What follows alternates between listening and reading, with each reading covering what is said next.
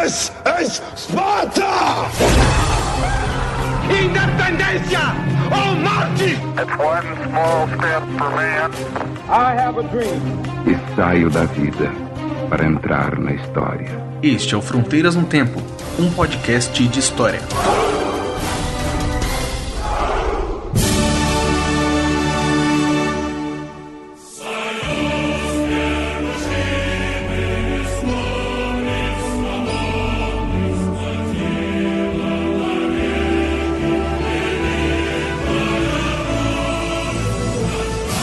Aqui quem fala é o CA. Oi, aqui quem fala é o Marcelo Beraba. E você está ouvindo Fronteiras no Tempo, podcast de história. E aí, Beraba, tudo bem? Tudo ótimo, senhor Cé. E você? Tudo bem, cara. Você percebeu que a gente agora tá num prédio maior, né? Num espaço maior. Ganhamos um escritório agora aqui, né? Nossa, tô me sentindo, assim, realmente uma pessoa importante, mais ainda agora. Esse novo lugar que nós estamos. Mas o que isso quer dizer pro nosso ouvinte aí? O que você quer dizer pra eles? Conte a novidade. Nós estamos no Deviante Tower. Estamos no Portal Deviante, a casa do SciCast, do Contrafactual, do Meia Lua e de outros 9 podcasts. O nosso é o 10º, Fronteiras do Tempo, é o novo integrante do Portal Deviante. É uma alegria muito grande, né, cara? Tá só com esse pessoal muito competente, gente boa, e junto com programas de tanta qualidade. Isso é uma honra pra gente. E pro nosso ouvinte também ter aí a oportunidade de conversar, conhecer esses outros programas. E você que é do Portal Deviante, que tá conhecendo Fronteiras agora, seja muito bem-vindo. Nós estamos aqui para falar de história bastante. Exatamente. Mas, Beraba, do que a gente vai falar hoje? Hoje nós vamos falar de um tema muito importante, Cé. Como todos, né? É, lógico. Em 2017 nós estamos comemorando 100 anos da Revolução Russa, né? Então nós vamos falar hoje desse momento que é muito importante para a história, né, em geral, muito polêmico também, né? E nós vamos tentar entender o que levou a esse processo revolucionário e o que foi, né, a Revolução Russa de fato. Aí vamos tentar discutir um pouquinho disso aí. Então, sem mais delongas, nós vamos para os recados. Ouvinte, não sai daí que é rapidinho, 3 minutinhos e depois a gente já começa o episódio. Vamos lá.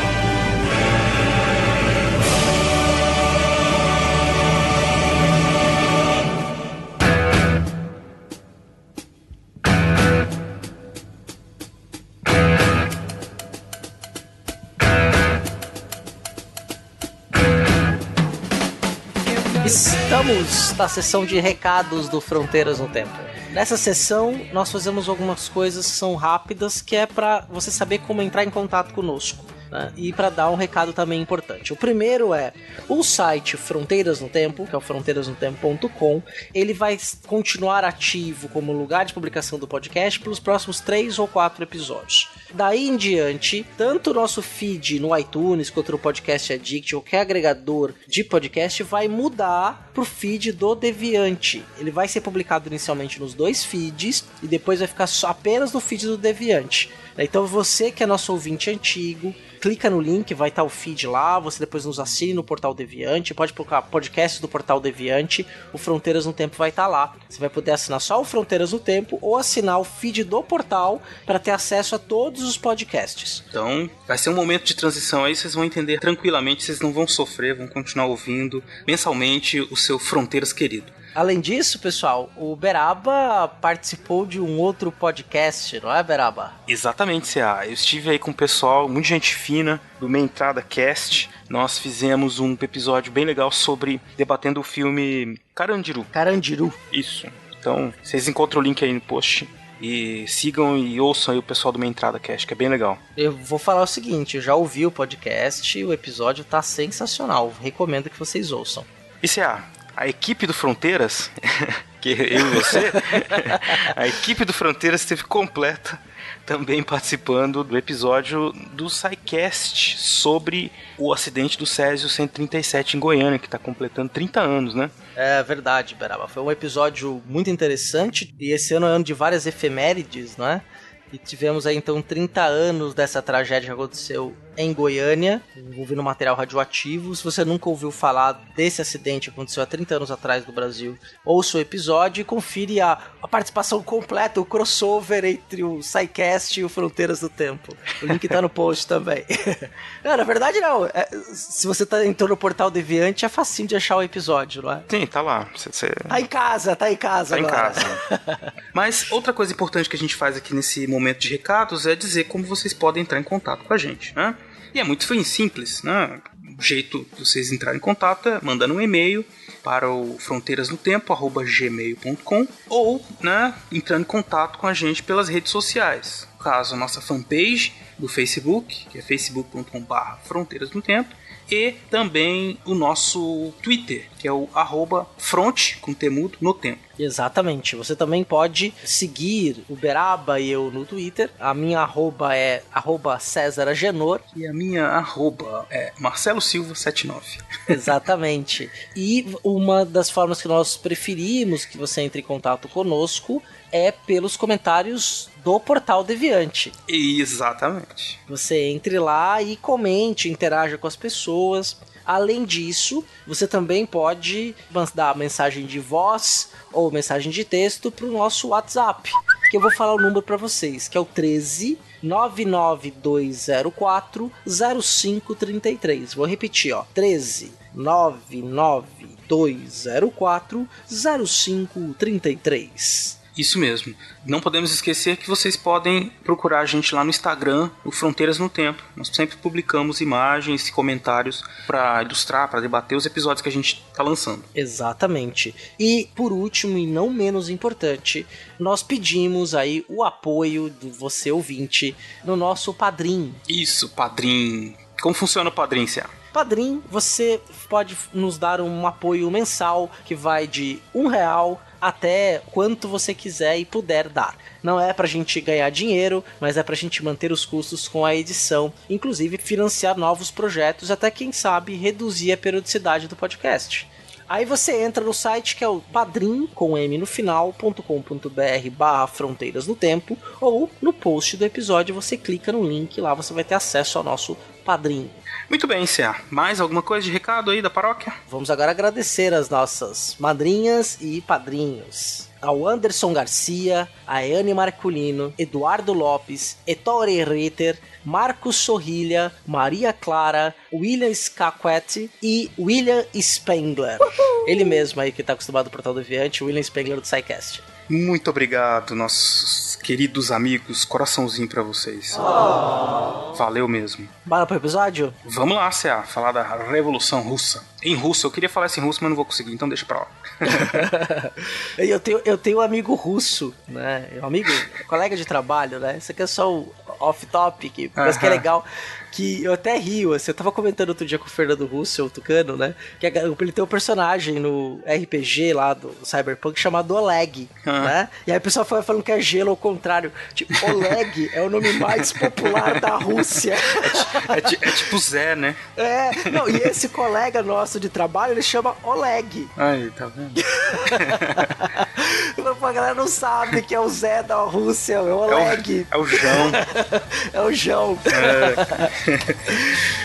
Fecha o tópico aqui, vamos pro episódio. Vamos pro episódio que a gente seja atingido com um reversal russo aí. Verdade.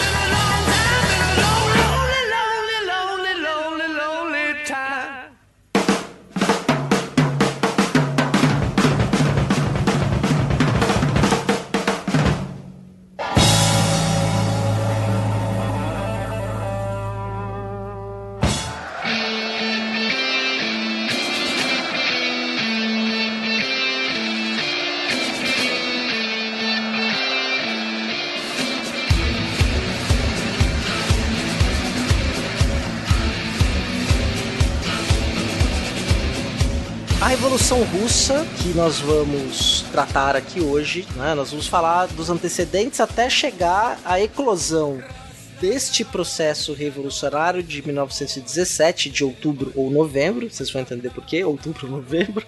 Ela foi um evento que marcou a história do Ocidente de maneira profunda ao longo do século XX. Eu acho que seria interessante, Beraba, para o nosso ouvinte, a gente começar a fazer algumas considerações sobre o conceito de revolução e também sobre o porquê, 100 anos depois, voltar a falar da Revolução Russa. Exatamente. Eu gostaria de começar pela segunda pergunta, segunda questão. Por que estudar a Revolução Russa? Por que isso é importante depois de 100 anos? Ora, primeiro porque fazem só 100 anos e não é nenhuma novidade que a Revolução Russa e o que aconteceu depois na União Soviética, que se constituiu, teve um impacto muito grande em todo o mundo. Mas falando especificamente da Revolução Russa, e puxando um ganchinho aí para que a gente vai falar daqui a pouco do conceito de revolução, esse momento, em 1917, em que os operários aliados, liderados pelo Partido Bolchevique, tomam o poder, inaugura no movimento operário, nas classes operárias do mundo inteiro, um aumento da consciência dessas pessoas de que era possível uma alternativa, um governo alternativo liderado pelos operários. Então isso teve uma importância muito grande, inclusive fez com que vários movimentos operários, sindicalistas, enfim, ou revolucionários aparecessem na Europa, nos Estados Unidos, mesmo aqui no Brasil, na América Latina em geral. Então, quer dizer, sim, a partir da Revolução Russa, da repercussão do que aconteceu ali na Rússia em 1917, no mundo inteiro os operários passaram a se mobilizar, inspirados nisso. E por outro lado, Beraba, você também teve um sinal vermelho acendendo, e aí não teria um trocadilho aqui, em vários grupos de poder no Ocidente, que, passado ali, sobretudo pelas crises econômicas, políticas dos anos 20, nos anos 30, passaram a ter um discurso antissoviético, anticomunista muito forte, o que levou à justificativa, inclusive, de governos autoritários no outro espectro. Exatamente, que é o que a gente já discutiu, por exemplo, no nosso episódio de Guerra Civil Espanhola. E também no episódio sobre o fascismo. No episódio sobre fascismo, que é o quê? Que são respostas a essa radicalização pela esquerda promovida na Revolução Russa, que inspirou os movimentos de esquerda, os movimentos operários na Alemanha, na Itália, enfim, muitos lugares. Muito bem, a outra repercussão da Revolução Russa e de toda essa mobilização que aconteceu nos anos 30 é que, após a derrota do nazismo, ironicamente com auxílio dos ditadores da União Soviética, do Stalin, os movimentos operários e os operários de maneira geral no Ocidente conseguiram uma série de benesses, Eles conseguiram surgir as políticas do Estado de bem-estar social, que garantiram acesso ao consumo, melhores condições de trabalho, de vida para esses operários nos Estados Unidos, na Europa, notadamente, claro, porque o que aconteceu também é que eles terceirizaram e mandaram para o resto do mundo a superexploração do trabalho, mas enfim, nesses países centrais que estavam sendo ameaçados por possibilidade de insurreições da classe operária, esses operários foram o que a gente poderia dizer assim, cooptados, trazidos para a boa vida do capitalismo, Então eles viviam, logicamente, ninguém ficou milionário, mas viviam uma vida passaram a viver uma vida bem melhor, com mais salários, menos horas de trabalho, carro, televisão, essas coisas todas aí. E por outro lado também os órgãos representativos de classe, os sindicatos, no Brasil, por exemplo, você vai ter alguma política com Vargas de trazer o sindicato ser submisso ao Estado, Então vai ter uma tentativa, e não só no Brasil, em outros estados, de manter os sindicatos sob controle e sob constante vigilância para evitar sovietes. Exato, a ameaça comunista, os comunistas estão chegando. Mas assim, piadas à parte, sim, você tem essa polarização, vamos dizer, polarização, os operários e os camponeses, se organizando, e quem não era operário camponês, ou era classe média, ou era o que a gente poderia chamar de burguês, donos dos meios de produção, usando uma terminologia marxista.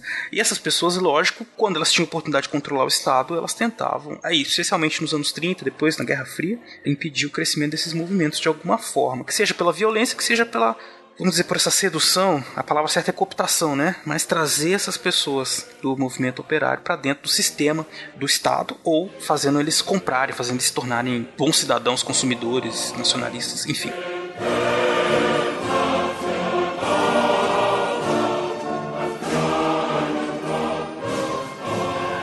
Ok, acho que o nosso ouvinte entendeu, né? Espero que a Revolução Russa é, sim, então, um momento muito importante de ser entendido e que suscita, logicamente, uma série de interpretações. A gente já falou que é um movimento em que há uma luta, como toda a história, né, envolve forças políticas sobre a sua narrativa, né? Quer dizer, uma disputa política. Qual é a memória que vai ter desse ou daquele momento, né? O que vai ser esquecido, o que vai ser lembrado. Então, dá para dizer assim, seguramente que já foram escritos centenas de milhares de livros sobre a Revolução Russa e talvez até mais. Então, é um assunto que não se esgota justamente por ter sido uma experiência quase que única, né? Esse embate dessas classes tão antagônicas aí num período próximo, que faz só 100 anos, né? Sim, justamente no momento no qual, e aí é importante frisar, é até uma coisa que a gente tinha marcado para falar mais à frente, mas é importante frisar, que movimentos de trabalhadores estavam em efervescência no Ocidente todo. Exatamente. No Oriente, alguns lugares já tinham, mas no Ocidente, na América, na Europa, na América toda, na Europa, onde se começava um processo de industrialização, e mesmo no campo havia uma série de reivindicações de trabalhadores, não só que trabalhavam com tecnologia, os mineiros, por exemplo, na Inglaterra, né, no Brasil, no campo, algumas fábricas, até uma série de movimentos operários que estavam ali estourando, explodindo, e aí o movimento russo consegue então tomar o poder num ano bem conturbado que foi de 1917. E aí é interessante, Beraba, eu vou refazer, fiz duas perguntas no começo, né? Você começou respondendo pela segunda, porque que era importante estudar a Revolução Russa. Então agora é da hora da gente falar um pouquinho sobre por que chamar de Revolução Russa. Muito bem, C.A. Você tem razão. Então, por que chamar, né, de Revolução Russa? Pergunta que eu respondo com outra pergunta para a gente poder pensar aqui. O que seria então revolução? Pensando aqui um pouco no conceito, numa ideia de revolução que a gente poderia achar ali no dicionário de política do Norberto Bobbio, uma referência importante, que tem o link e a referência no post para vocês. Nós temos lá no verbete escrito pelo Gianfranco Pasquino nas seguintes palavras, né? Ele diz o seguinte: revolução é a tentativa acompanhada do uso da violência de derrubar as autoridades políticas existentes e de as substituir a fim de efetuar profundas mudanças nas relações políticas, no ordenamento jurídico constitucional e na esfera socioeconômica. Exatamente. Então, olha que interessante, né? Você tem um poder instituído, a revolução, ela é tida com esse título, né, com esse nome, a partir do momento em que essa realidade é quebrada de forma abrupta e um novo grupo, ou novas formas de poder são estabelecidas. E o que é importante de falar também da revolução? Toda revolução precisa se institucionalizar no dia seguinte. E aí ela não é mais tão revolucionária, né? Mas enfim, esse é outro assunto, né? Então é uma mudança, né? Assim, um giro de 360 graus, né? Não, tô brincando.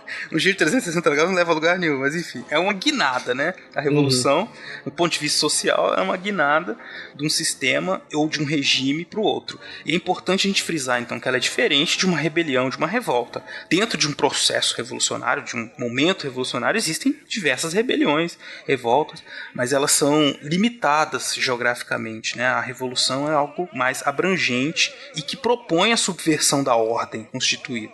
Mesma coisa para o golpe de Estado. O golpe de Estado, ele geralmente não é um movimento de massa, é um movimento que já é feito por alguma elite que acaba tirando os políticos que estão no poder e entrando no lugar deles, né? Então seria assim um golpe de Estado. Exatamente, se você quiser saber um pouco mais sobre um golpe de Estado, você pode ouvir os nossos 2 episódios anteriores, o 21 e o 22.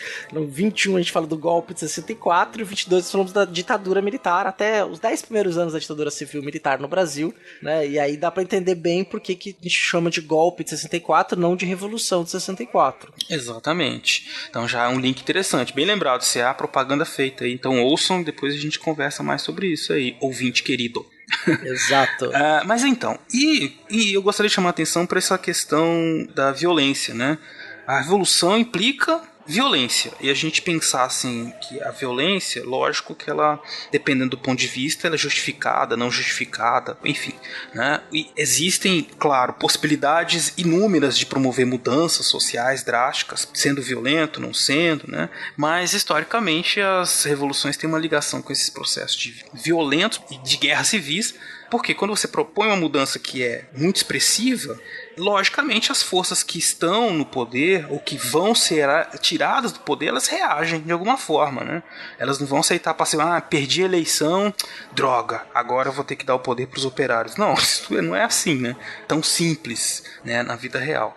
Esse embate, ele é feito, é um jogo que quando entra um novo jogador e esse jogador propõe mudança total das regras, é difícil que esse novo jogador seja aceito assim tão facilmente. Então é preciso promover uma série de lutas que acabam caracterizando a Revolução por esse aspecto violento, né, de guerra mesmo, de expropriação à força, de mortes, enfim, não é nada bonito de se ver. Sim, é até interessante, né, que a gente fala, no caso inglês, lá do século XVII, só um pequeno parênteses, né, a Revolução Puritana foram praticamente 10 anos de guerra civil, até o rei Carlos ser decapitado, e depois da Revolução Gloriosa, as pessoas falam de que chamam mais ou menos foi uma Revolução Palaciana, que não teve derramamento de sangue, só que ela mudou radicalmente o regime, né, colocando um regime constitucional, mas foi mais um golpe de Estado, uma mudança de cadeiras, porque se manteve a monarquia e fortaleceu o parlamento, né, do que necessariamente uma mudança abrupta da realidade. Exatamente. Já de 48 foi uma mudança abrupta.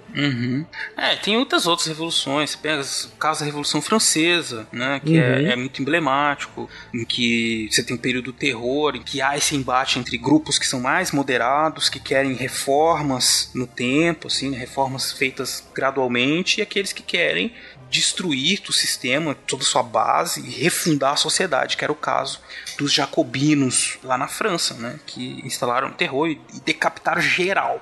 Um dia a gente tem que fazer um episódio sobre a Revolução Francesa, lembrando disso. A gente deve isso. Mas vamos falar da Rússia, Beraba? Da Rússia. Vamos muito focar nessa Rússia. Nós demos vários exemplos aí, então, até agora, né? Discutimos o conceito de revolução, falamos antes do que era a importância da Revolução Russa, falamos do conceito de revolução, demos alguns exemplos históricos, fazendo alguns paralelos, embora, né, a gente vai dizer que a Revolução Francesa tem sua especificidade, as revoluções inglesas são completamente diferentes, né, elas vão de acordo com o seu contexto, inclusive espacialmente, geograficamente, num território muito menor, mas agora a gente vai falar da Rússia, que é um território que pega, vai da Europa, né, do limite da Europa até o outro canto, né, ele cruza com um grande deserto gelado, a Sibéria, né, um país enorme, o maior país do mundo territorialmente, que é essa Rússia aí, né? E como é que era essa Rússia pré-revolucionária? Acho que é importante a gente trazer isso para o nosso ouvinte. Muito bem. A Rússia era um país atrasado em comparação com os países da Europa Ocidental. Né? Um território imenso, como disse o C.A., habitado por uma diversidade de povos bastante expressiva e com uma tradição autocrática do seu estado, né? Ou seja, um poder centralizado, o que a gente poderia fazer um paralelo com um estado absolutista, né? Que o rei tem todos os poderes, né? O rei aqui, no caso, com o título, o nome de czar, né? Na Rússia. Esse estado, ele, justamente por essa grande extensão de terras e também pelo fato de ter uma grande diversidade populacional, ele acabou assumindo a responsabilidade de mobilizar os recursos e de organizar a vida dos súditos, né, que eram, sim, estavam todos eles sob a batuta próxima desse superestado que se formou aí na Rússia do século XIX.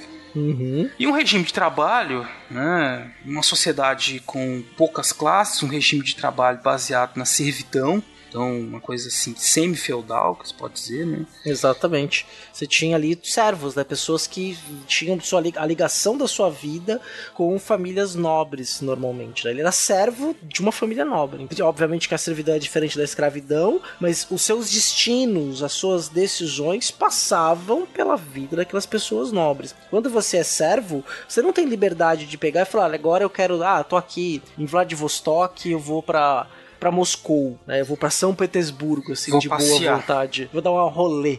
Aí eu não quero mais viver aqui, agora eu quero trabalhar em outro lugar. Eu quero tentar, sei que tá tendo indústria lá em São Petersburgo ou em Moscou, eu quero sair aqui do campo, quero ir lá pra cidade trabalhar. Quando você é servo, não existe isso. Não, era um regime terrível, né? Comparável mesmo à escravidão. E aí você tem uma sociedade, então, baseada na servidão, poucas classes, né? Basicamente o que nós tínhamos eram as pessoas que trabalhavam pro czar, que era o exército, os altos funcionários, uma nobreza proprietária de terras, que era de onde saíam esses servidores do czar, né, essas pessoas que trabalhavam para o Estado, e o exército. e os servos, né? A população urbana de negociantes e artesãos eram poucos, né? Eles tinham poucos recursos, eles não tinham prestígio social, pouco também, e viviam aí então com uma situação marginal, né?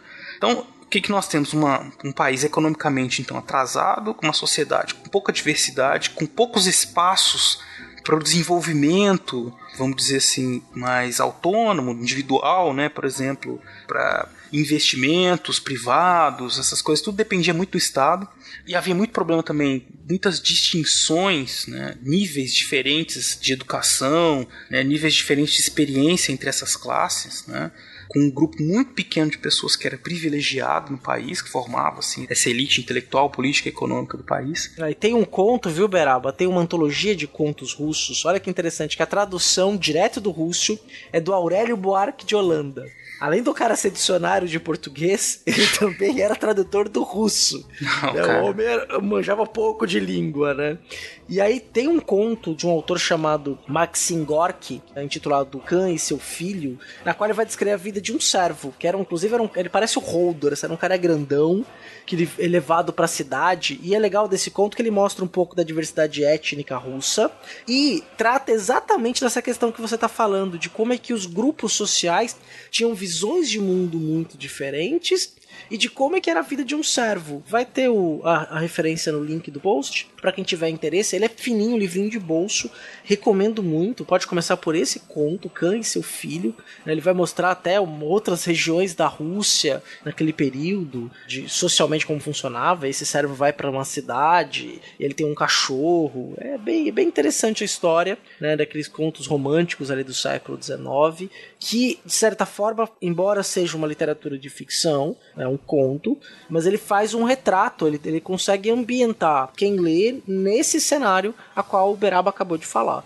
Perfeitamente, Céu. Interessante deixar isso aí para o nosso ouvinte, fazer essa ponte com a literatura para pensar esses momentos na Rússia. E, bom, aí a gente tem então uma sociedade cheia de problemas. Os czares, né, nós tivemos aí dentro da dinastia dos Romanov no século XIX algumas situações que fizeram com que o sistema se endurecesse, sistema de repressão, assim, as divergências, né? Porque, lógico, acontece tudo isso na Rússia, mas tem gente que se incomoda e tenta reagir, né? Principalmente, e é interessante a gente notar que depois que os soldados russos lutaram com Napoleão, eles voltaram para a Rússia pensando assim, poxa, por que aqui na Rússia a gente não pode viver uma sociedade como essa que se criou na França, né? Com mais liberdade, porque eles não tinham liberdade nenhuma, de nada. E é interessante, viu, Beraba, já que você tocou no ponto de vista do Napoleão, conforme o Napoleão ia invadindo os outros países da Europa, o que ele fazia muitas vezes era instituir código civil, instituir constituição, mudar a legislação, garantir que aquela classe social que estava no poder, que apoiava o Napoleão, que eram os girondinos, a classe burguesa mais enriquecida, os homens de negócio, vamos dizer assim, ele vai instalando essas outras formas de legislação. Tudo bem que no Sacro Império Romano Germânico ele ainda divide ainda mais o Sacro Império Romano Germânico, para evitar justamente a unificação, porque tinha esse medo de uma Alemanha unificada para dar mais poder aos prussianos naquele momento, tinha esse receio disso, e os Habsburgos também, né? Mas ele vai espalhando isso pela Europa, na Itália, no Sacro Império Romano Germânico, na Espanha, né? Então ele vai modernizando esses estados, embora depois vá ter alguns reveses, muitos reveses mesmo na Europa, mas ele vai tendo essa política de levar alguns legados da Revolução Francesa, especialmente da sua segunda fase, depois que acaba os anos de terror, a fase girondina, em diante, levando isso para a Europa. Inclusive, ele cria o modelo dos liceus técnicos, né? Isso é um modelo que se espalha, de acabar com a ideia de você ter que ter... E numa Rússia, olha que interessante, numa Rússia na qual você tem praticamente castas, né, classes sociais muito específicas, na qual são poucos os que dominam o segredo dos fábricos de algumas peças, você tem uma proposta educacional vinda da França que vai criar uma escola que vai ensinar de maneira mais ampla as técnicas, um colégio técnico. Pois é, exato. Você imagina o choque que isso traria para a sociedade russa lá do século XIX. Então o que começa desde o Nicolau I, uma política de fechamento do país aos demais europeus, para tentar manter distante dessas influências externas, né? Além, é claro, de uma fiscalização, uma política de Estado para tentar fiscalizar as ideias ideias e as condutas dos súditos, né, do czar, para evitar justamente as insurreições, né? Então a ideia era controlar a vida dos súditos para que eles ficassem obedientes e para que eles se sentissem, porque aí se junto com a propaganda nacionalista também, típica lá do século XIX, para que eles se sentissem assim, olha, nós nos separamos, nós somos melhores que o resto da Europa, né? Então isso tudo começa a ser pensado ali no século XIX com Nicolau I. Já da metade para frente do século, começam algumas mudanças por conta dessas pressões também sociais, né? E a principal delas foi a chamada libertação dos servos em 1861. Uma libertação meia boca também, né, Sam? Ah, sim, porque liberta... É mais ou menos como aconteceu em 1831 no Brasil, né? Liberta-se os escravos, mas não, né? Só que não. Liberta-se ali a servidão, mas a servidão ela vai permanecer em algumas regiões. E algumas regiões da Rússia, de fato, acaba. Sobretudo por causa de uma nova demanda, que é o início de um processo de industrialização. A gente depois vai falar disso, né? Inclusive, logo na sequência disso aqui, é uma nova demanda, e aí a servidão, ela impede esse tipo de avanço, ou esse tipo de esse tipo de transformação social e a transformação em torno do mundo do trabalho, né? Que é importante, porque quando você cria uma classe de operários, de operadores de máquinas, em fábricas, e uma mão de obra mais massiva, você precisa mudar socialmente. Então a servidão não cabe bem aí na sociedade. Só que em algumas regiões da Rússia, os servos continuaram existindo até a Revolução em 1917. Isso é importante ser dito. Sim, e mesmo os que foram libertados tinham ainda problemas, se mantinham presos, a aldeia, a família, eles possuíam terra coletivamente, enfim, eles não eram mais alguns, né, que deixaram esse status de servo, mas não tinham possibilidade de dizer camponeses livres, né, eles continuavam sob a batuta do Estado. E aí, como disse o C.A., no final do século XIX, a Rússia começa a se industrializar, né, Céu? Exatamente, né? É no reinado do Alexandre III, né? Que aí você começa a ter uma política de criação de ferrovia, né? Como a Transiberiana. Essa vai ser muito usada depois, da rodovia que cruza a Sibéria, inclusive é uma viagem famosa até hoje, né? Imagina você cruzar toda a Sibéria de trem, né? São milhares de quilômetros ali, né? Numa paisagem gélida. Tundra. A qual você consegue cruzar ali toda... Isso porque teve um meteoro depois, mais pra frente, mas isso é outra história. Até aparece no Arquivo X. Né?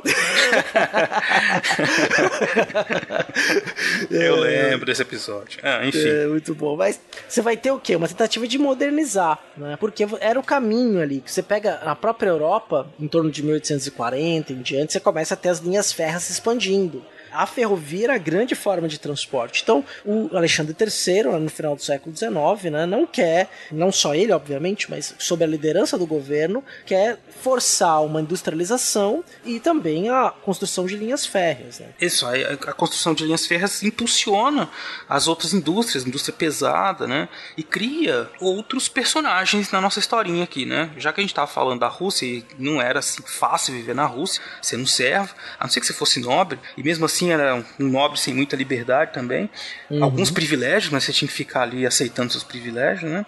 E aí nós temos quem que é esse personagem novo que surge. Lógico, se a gente tem indústria, precisa de alguém para trabalhar na indústria, né?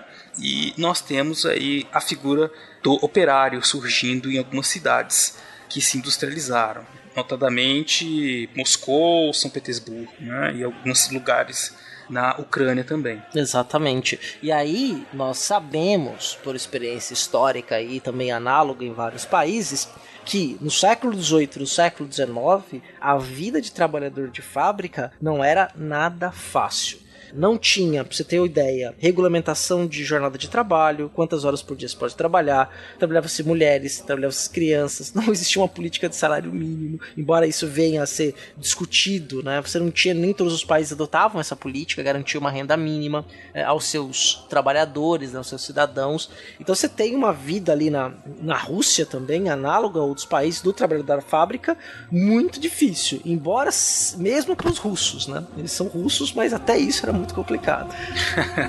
Não, pois é.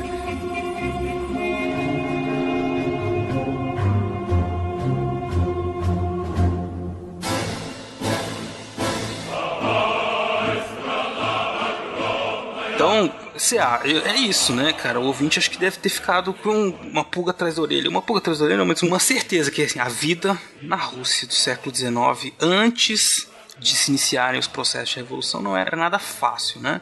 Mesmo com essa industrialização, quer dizer, isso trouxe aí o benefício para algumas classes, né? Mas mesmo aquele burguês mais autônomo, liberal, né? Aquele cara que queria uma iniciativa própria, assim, um empreendedor, vamos dizer, usando a palavra de hoje em dia. Mesmo esse tinha dificuldades, né, para enfrentar essa sociedade fechada, quase que estamental, né, com pouca mobilidade, muito controlada por esse Estado autocrático, né, com influência em muitas áreas. Então, era difícil para o operário, difícil também para aquele burguês mais liberal, aquele que queria empreender.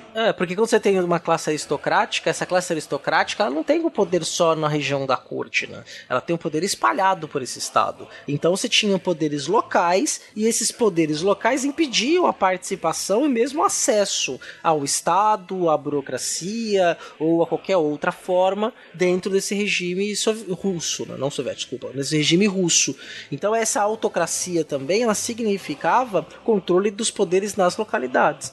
E quando a gente fala de que você tem um poder central forte do czar, para esse poder central funcionar, ele tem que ter alianças locais. Você tem que ter alguma pessoa naquele local, lá no extremo leste da Rússia, que aceite as ideias vindas de Moscou e aplique aquelas ideias, obviamente dentro de uma relação de poder, porque ela tem o poder de aplicar isso, né? Então ela tem o poder sobre os demais. Então essa estrutura centralizada, ela tem que ter adesão, e aí você tem que criar um grupo autocrático, normalmente pessoas ligadas à nobreza, que vão ter então essa ascensão local de poder. Isso é importante para o nosso ouvinte ter claro, né? De falar, o Estado centralizado, quer dizer, você tem Brasília, mas você tem aqui no seu município, né? Eu mesmo, se você mora no Distrito Federal, você tem os poderes locais. Embora não dê para fazer essa analogia, porque hoje é muito diferente a forma de vida, né? Mas esses poderes locais são muito evidentes. Dá pra gente fazer um paralelo, por exemplo, à nossa República Velha, na qual você tinha os coronéis, né? As oligarquias locais, que eram um grupo pequeno de pessoas que detinham o poder político.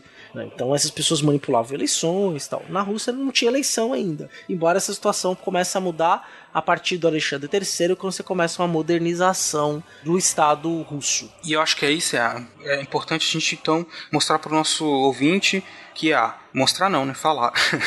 Que aí você tem modernização dentro de um sistema velho, arcaico, né? Então uma indústria, investimentos estrangeiros, né? Um crescimento industrial rápido a partir de 1890 mais ou menos, e que gera uma série de contradições. E aí, lembrando o velho Marx, que é um pensador super importante, talvez o mais importante para entender todo esse processo que nós estamos discutindo aqui, porque as ideias dele, a partir das ideias dele que se basearam todas as ações revolucionárias na Rússia.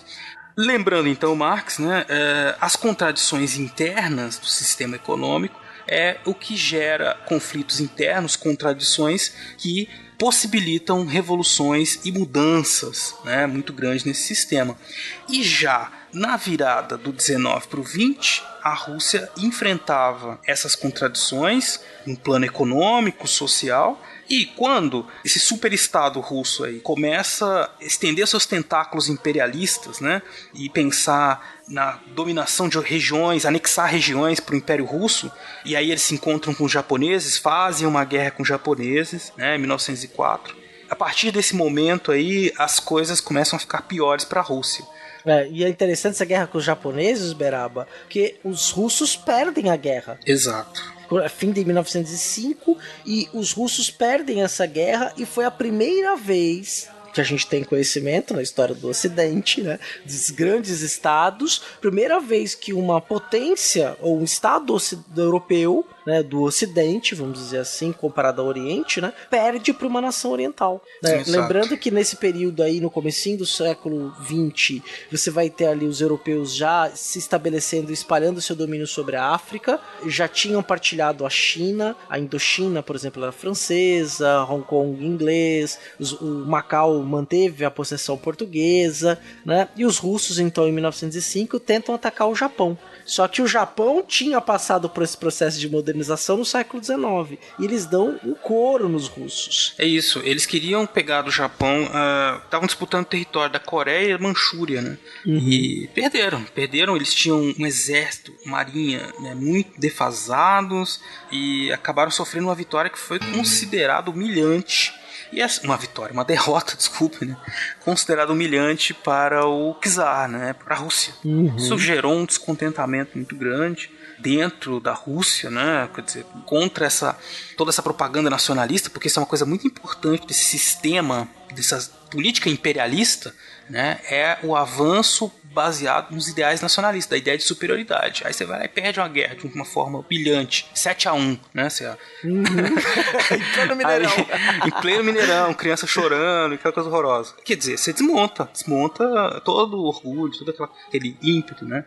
E aí, ok, então você tem 1 mais 1, 2, né? Você tem contradições internas aliadas a uma crise política de respeito mesmo aí ao sistema representado pelo czar. E aí nós temos, em 1905, o estopim que levou a um processo, o que nós conhecemos como a Revolução de 1905, né? Que muita gente chama de um ensaio para a Revolução que aconteceu logo depois, 12 anos depois, em 1917. Enfim, Céu, o que a gente pode falar desse momento em 1905? Então, em 1905, você vai ter ali as classes operárias em conflito, né, com o poder estabelecido.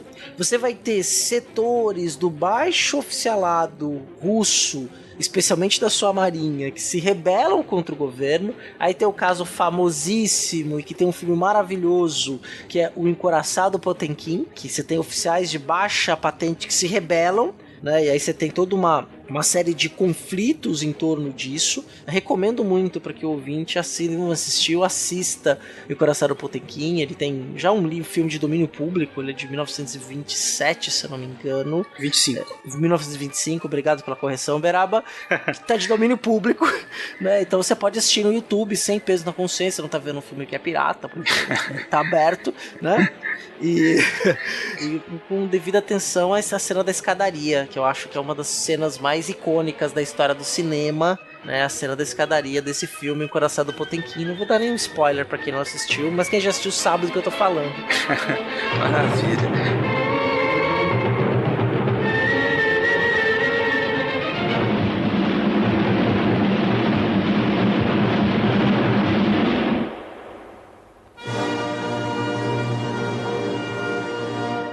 Pois é, C.A. Então, tem todo esse processo aí de contradições, e nós tivemos, assim, eu acho que o estopim, né, que eu tava falando mais cedo ali, que foi o que ficou conhecido também como o Domingo Sangrento, né? Que aconteceu lá em janeiro de 1905. Porque esse cenário de convulsão social e política, né, levou a greves, insurreições em vários lugares, né? Começou uma certa anarquia, um certo tumultos generalizados na Rússia.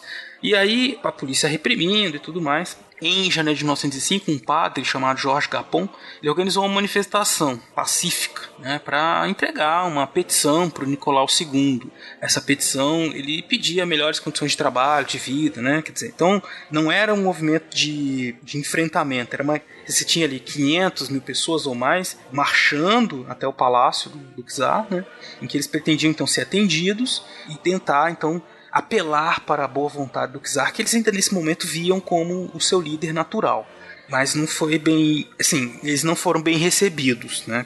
Exatamente. Pelo czar, pelas tropas. Eles não foram recebidos com balinhas de doce, nem com carinhos, nem rosas, nem afagos, né? Eles foram massacrados pelas forças czaristas. Exato. Então, quer dizer, mandaram dispersar, não dispersou, e a guarda do palácio disparou contra a multidão, deixando o chão coberto de neve e sangue. Exatamente, né? Porque é importante isso, né? Porque quando você tem um Estado, a gente nunca pode esquecer que o Estado ele detém o monopólio legítimo da força, né? Então ele tem uma série de tropas, recursos de força, tropa, armas, que são usados para defender o Estado. E muitas vezes, independente, tá todo mundo descontente com o Estado, mas as tropas do Estado normalmente defendem o status quo. Elas vão tentar defender a questão como está o Estado. E aí você teve, então, nesse momento específico, o massacre das pessoas que estavam lá tentando se manifestar pacificamente, né? Entregar uma carta ao czar para poder amenizar a situação de vida, né, nesse processo todo. Exatamente. Bom, lógico que depois dessa mortandade absurda, né, sem sentido, há uma mobilização de todos os setores da Rússia desde o que a gente poderia chamar de uma classe média, as pessoas que viviam na cidade, né, os profissionais liberais, até os operários e camponeses, que passam a se organizar greves, manifestações, né, enfrentamentos com a polícia czarista, né, com as tropas czaristas, e também começam a se organizar coletivamente, né. O exemplo mais importante é que, a partir desse momento, se criam os conselhos operários, né, os famosos sovietes, que eram organizações em que os representantes, né, dos operários, delegados, organizavam as greves em determinada cidade. Então você tinha o soviete ou região, né? O soviete de uma região, com os delegados daquela região eleitos pelos operários, uma espécie de democracia soviética, que eles elegiam esses delegados que iam organizar toda a mobilização dos grupos. Exatamente, né? Então você tinha ali, então os socialistas começam a crescer muito, né? E uma das coisas que eles reivindicavam também, que a gente acabou não comentando, além das melhores condições de trabalho, ele também reivindicava um fim de castigo físico, né, Beraba? As pessoas apanhavam no trabalho, né? Os patrões ali, os capatazes, né, das fábricas, tinham direito de chicotear, bater, dar um tapa na nuca de alguém, né? Agredir fisicamente a pessoa que estava lá trabalhando, né? Isso, inclusive, histórias desse tipo foram que motivaram a criação da petição. Eles estavam apelando pro bom senso do czar, que eles achavam que existia, né? Mal sabiam eles que o czar não tinha menor interesse, não fazia parte do universo dele imaginar que as pessoas, que os súditos dele pudessem querer alguma coisa que não fosse obedecê-lo. Então, vamos dizer assim, não foi ingenuidade, né? Os próprios súditos também, quer dizer, viam o czar como seu protetor. E aí tentaram pedir o mínimo que seria isso, né? Fim dos castigos físicos. Mas, ao negar, o czar fez o quê? Deu a possibilidade para que, vamos dizer, o motivo, né? Para que muitos grupos se unissem contra ele e tentassem tirá-lo do poder já ali em 1905. Só que falha, né? Desse ponto de vista, tem uma derrota e uma vitória ao mesmo tempo. Porque no dia seguinte que as pessoas são massacradas, a população toda fica revoltada. E aí organiza-se uma greve geral, os operários e camponeses, né, pelo país inteiro, começam a se insurgirem contra o governo, né? Que aí foi aquilo que o Beraba acabou de dizer, que é os comitês de fábricas, de bairros, influenciado pelos socialistas, né, que já começava a se organizar os seus sovietes, então ele passa a organizar esses comitês, né? É mais ou menos, imagina o seguinte, você tem uma série de pessoas que estão trabalhando no campo e na cidade, que elas não são dentro da terra nem da fábrica. Elas eram castigadas, tinham condições péssimas de trabalho, e quando elas vão tentar apelar para o seu czar, que era o grande símbolo de união de todos, nós podemos dizer assim, né, da figura do monarca, eles são massacrados por eles. Então todo mundo se rebela, se organiza e começa a se organizar democraticamente em pequenos comitês. Então as notícias começam a se espalhar, as pessoas começam a ficar sabendo das coisas. Então é um movimento que é popular, e isso vai ter, por um outro lado, uma vitória, não é, Beraba? Sim, tem uma vitória do ponto de vista político, né? Que foi o fato de que, para tentar apaziguar os ânimos, né, para tentar resolver as questões urgentes, o czar foi obrigado, em aliança com a burguesia internacional e interna também, né, da Rússia, a fazer uma série de concessões. A principal delas foi que ele permitiu a criação de um parlamento, né, conhecido como a Duma, e também a existência de partidos políticos, para caminhar aí para a constituição, para a criação de uma monarquia constitucional, que não funcionava bem assim como monarquia constitucional, mas enfim, você tinha ali essa possibilidade agora de mobilização política desses partidos. Então vejam, em 1905 que nós tivemos aí um ensaio de revolução, apesar de que foi uma revolução, né? Apesar de não ter derrubado o czarismo, ela promoveu uma série de mudanças e foi falha, né, no seu principal propósito de causar uma transformação geral, mas envolveu muitas regiões do país, né, envolveu muitos grupos diferentes, então por isso uma revolução, mas que era espontâneo, né, um movimento que era espontâneo, porque foi uma reação a ao abuso da autoridade do czar, né, do Estado. Então, sem liderança, sem movimentos claros, mas que possibilitou, então, a criação desse parlamento e também o crescimento muito expressivo dos grupos socialistas, que eram vários.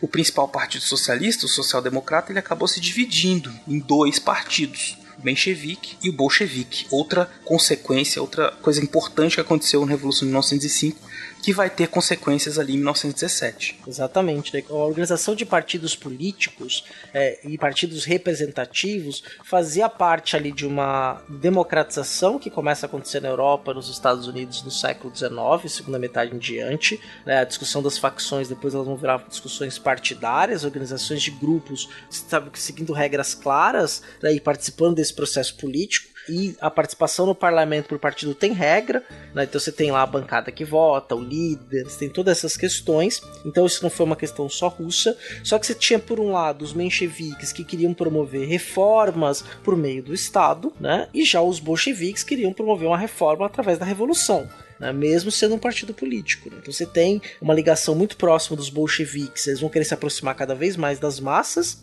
enquanto os mencheviques, eles querem reformar o Estado e a situação social por meio da legislação, né? Por meio dessa própria estrutura. Eles são reformistas mais moderados. São socialistas também, né?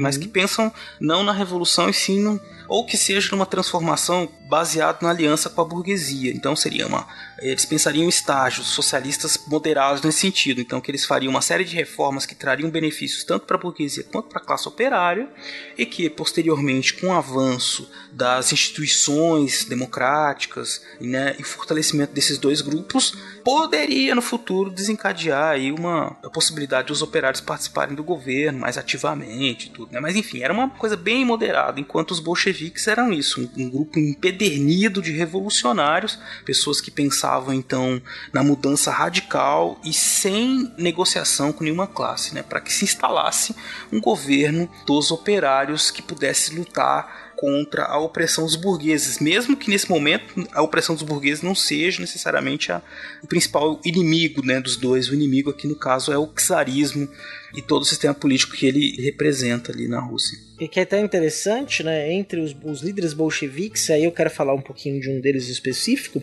tava o Lenin, o Trotsky e o Stalin, né, que foram 3 líderes aí que são nomes importantes nesse cenário. E o Lenin, embora ele pregasse que tivesse que ter uma luta muito ferrenha contra os burgueses, ele também defendia que era necessário que os meios burgueses, os meios capitalistas de produção se desenvolvessem para que desse condições para que a revolução acontecesse. Tem um livro dele que é bem interessante, chamado Imperialismo, a Última Fase do Capitalismo, que ele vai começar a analisar as questões. Ele serve para 2 pontos, né? Uma análise do processo imperialista, uma análise bem acurada que o Lenin faz, é bem interessante o livro mesmo. E por outro lado, é o Lenin analisando o imperialismo, olhando para a União Soviética, para a Rússia, perdão, e dizendo, olha, embora nem todas as condições do capitalismo estejam desenvolvidas na Rússia, ali pode ocorrer uma revolução. Existem pelo menos bases mínimas, né? Porque havia uma ideia de que eram necessárias cumprir etapas. É um pensamento evolucionista social que vem do século XIX, chega no século XX, e que alguma das etapas para se chegar ao comunismo, ao socialismo, depois o comunismo, né, que o comunismo é uma etapa depois do socialismo, que não é a mesma coisa, desenvolve o capitalismo, faz a revolução socialista e depois chega no comunismo. Para o Lenin, a Rússia estava caminhando para isso, então era possível fazer uma revolução ali. Isso é bem interessante. Depois eu vou falar um pouquinho do Lenin, porque ele não estava na Rússia no começo de 17. Exatamente. Então, Lenin, ele conseguiu fazer essa adaptação do pensamento marxista para a Rússia, né? Observando aí a condição específica da Rússia, o grande número de camponeses, diminuto número de operários, né? Isso foi muito importante porque ajudou a pensar não só as bases revolucionárias para a Rússia, mas de muitos outros países que não estavam nesse modelo de serem países capitalistas desenvolvidos, né?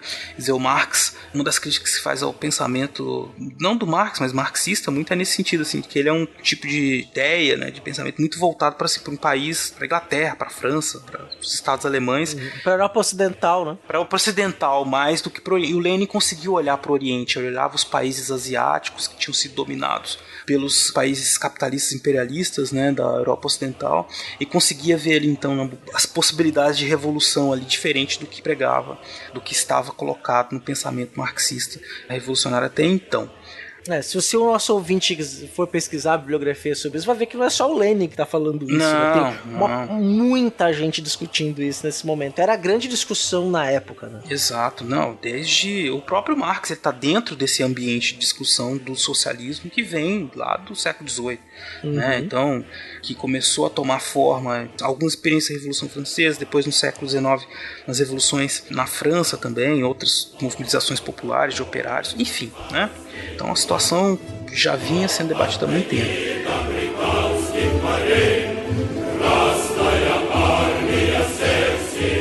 Muito bem, então nós temos aí esses dois partidos atuando a partir de 1905. A Rússia, que surge ali depois dessa revolução, passa por algumas reformas liberais, né, com incentivo à propriedade privada, com pequenos investimentos.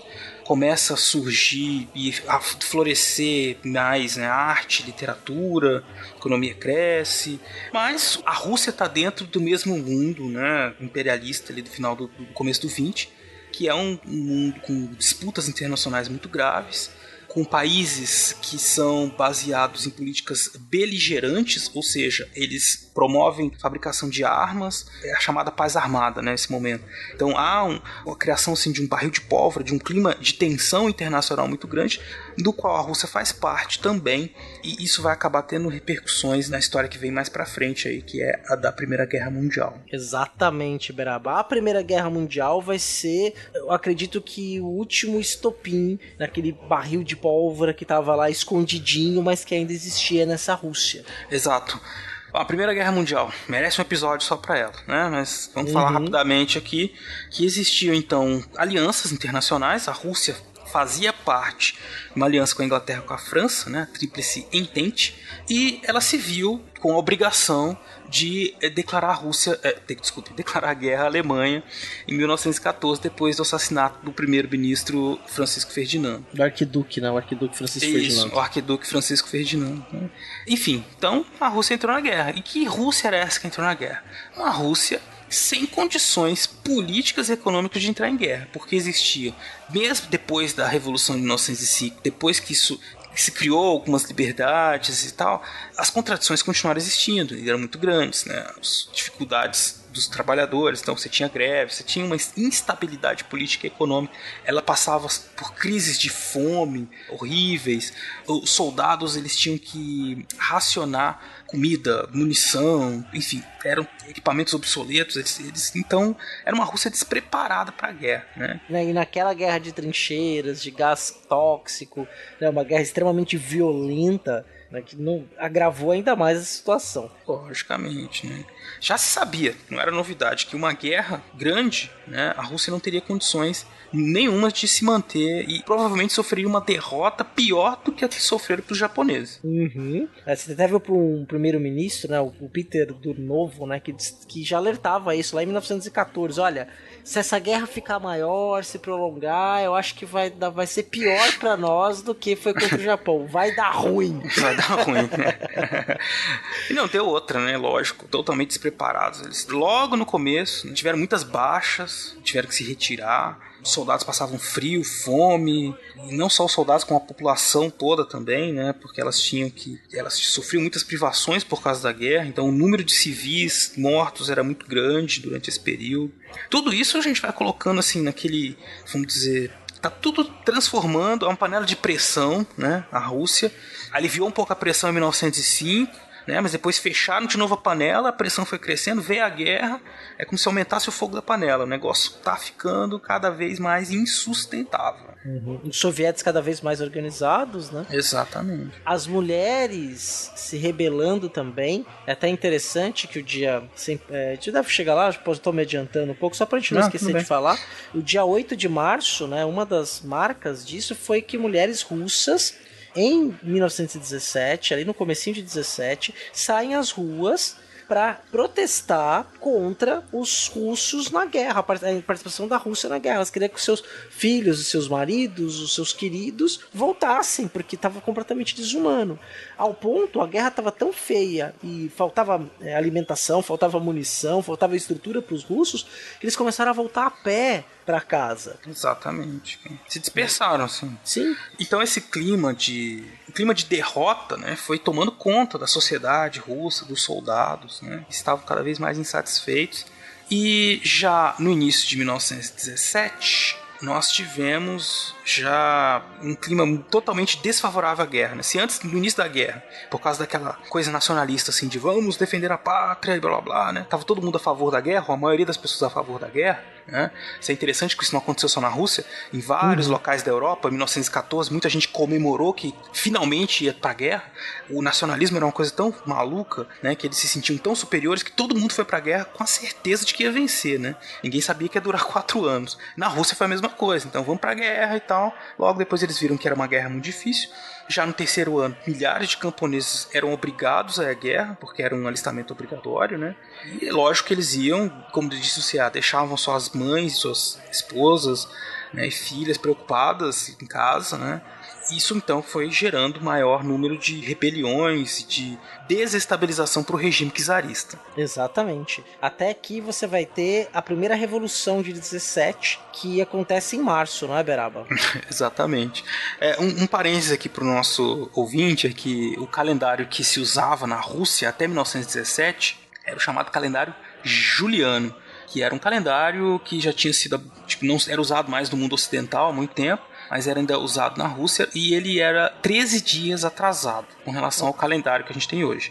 Então eles tinham, a contagem de tempo deles era assim, 13 dias atrasado da nossa, né? Então a revolução de fevereiro lá era março pra gente. E a revolução de outubro lá era novembro pra gente, 7, 8 de novembro. Só que a gente adaptou agora, coloca mais ou menos quando ela aconteceu, né?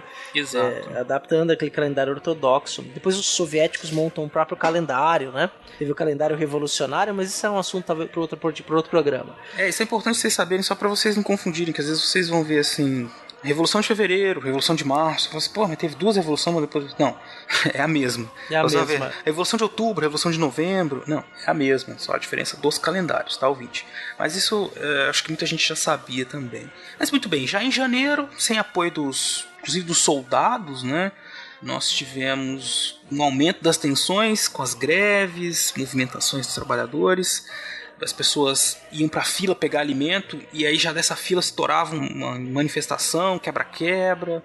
Do ponto de vista da aristocracia e mesmo da alta burguesia, era o caos, né? Do ponto de vista dos sovietes, que as pessoas estavam nos sovietes organizando essas lutas operárias, ou mesmo dos bolcheviques, né? Isso era uma oportunidade para desestabilizar o sistema.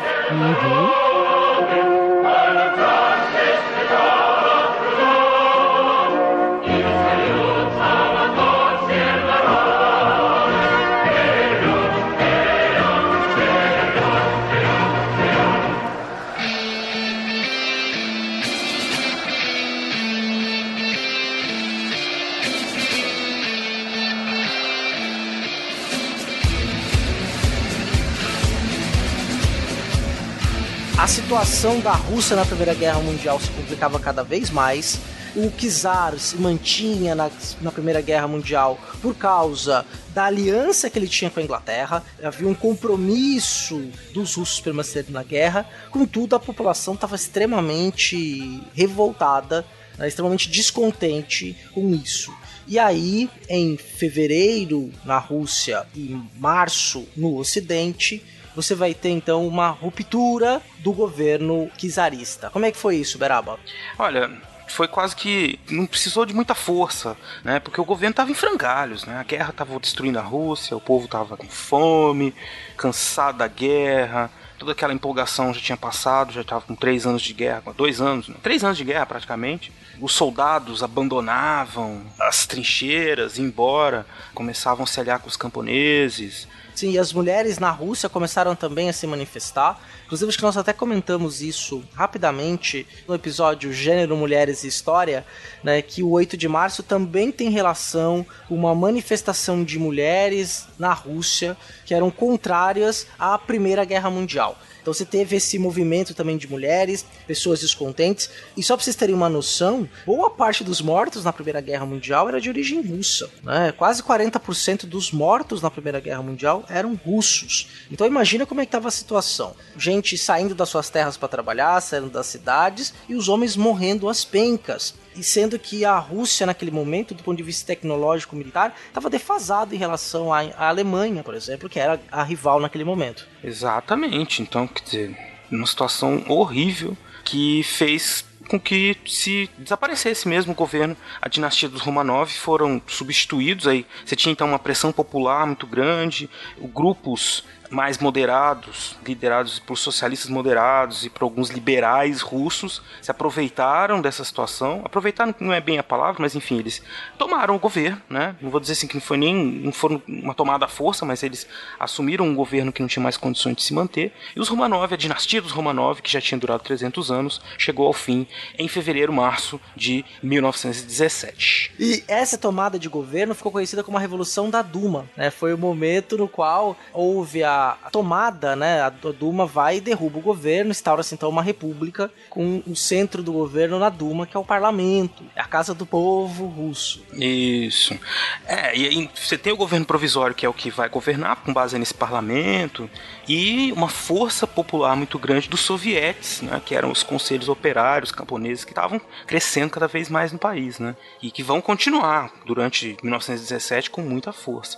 Essa é a primeira revolução, nós podemos dizer assim, né? Isso, a primeira revolução em 1917. E aí o governo provisório tomou algumas medidas, né, C.A.? Quais foram? Sim, né? Por exemplo, era uma reivindicação lá do Domingo Sangrento, por exemplo, a questão da liberdade de imprensa, a necessidade de se instaurar uma monarquia constitucional. Ou pelo menos criar uma constituição, né? Você tinha os que defendiam a monarquia e outros que falavam de república, mas tinha que ter uma constituição no país, né? Esses liberais aí formaram um governo provisório e, por outro lado, o Partido Social Democrata, que abrigava os mencheviques e os bolcheviques.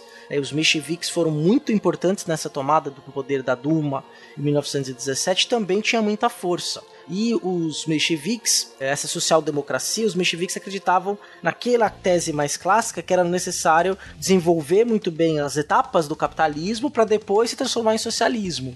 E os mencheviques, parte deles, pertenciam a essa elite que se beneficiaria das benesses do desenvolvimento do capitalismo. Então você tem essa divisão aí. Então esse parlamento vai começar a se instituir, né? E o governo provisório ficaria no poder até que uma nova constituição, uma assembleia constituinte fosse eleita e votasse essa constituição. C.A., mas aí eles não atenderam a principal demanda do povo russo, né? Que era acabar com a maldita guerra. Exatamente, né? A Duma, né, não acaba com a guerra, esse novo governo provisório não acaba, se mantém na guerra, e essa manutenção é mais ou menos o que acontece na Alemanha, né, Beraba? Mais ou menos. Cai a monarquia, é instaurada a República de Weimar, só que a República de Weimar não termina a guerra, né? Eles não pedem lá a paz, eles acabam sendo a Alemanha acaba sendo derrotada. Na verdade, não chega a ser uma derrota, né? Acaba o recurso para todo mundo, e aí a Alemanha acaba levando ali a derrota, e a República Alemã acaba sofrendo uma crise muito forte, essa República de Weimar.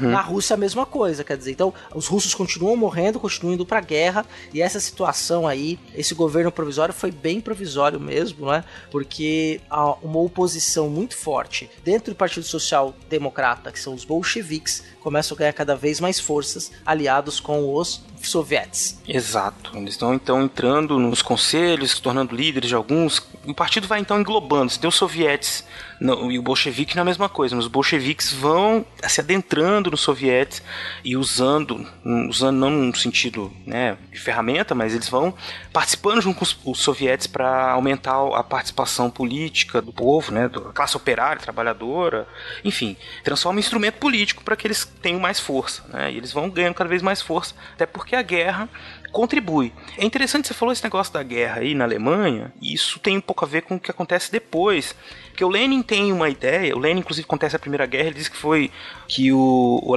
Nicolau II ter declarado guerra e entrado na Primeira Guerra foi esse o maior presente que ele deu para a população da Rússia, porque, segundo a sua leitura, isso criaria a possibilidade de uma revolução proletária na Rússia, e não só na Rússia, no mundo todo, né? Ele via a possibilidade de desintegração do imperialismo na Ásia, ele via a possibilidade de revolução na Alemanha, nos países do leste europeu em geral, enfim, ele achava que a grande destruição da guerra faria com que o operariado, né, todo mundo todo, fizesse uma revolução. Isso quase aconteceu na Alemanha, né? Quase aconteceu na Alemanha, na Itália, né? E aí a gente começa, inclusive, daí a história do fascismo e do nazismo, porque eram países com grandes possibilidades de revolução viés proletário comunista, né? E aí a crise de 29 depois só agravou essa situação, mas isso é um tema até para um outro podcast, né? Exato, isso vai...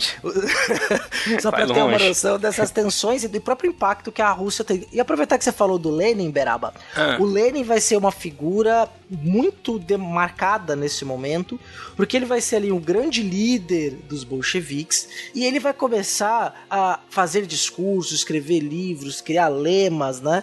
Que um dos mais famosos, tem vários cartazes, só dá uma procurada aí, só dá uma googada, né? Todo o poder aos sovietes. Exatamente.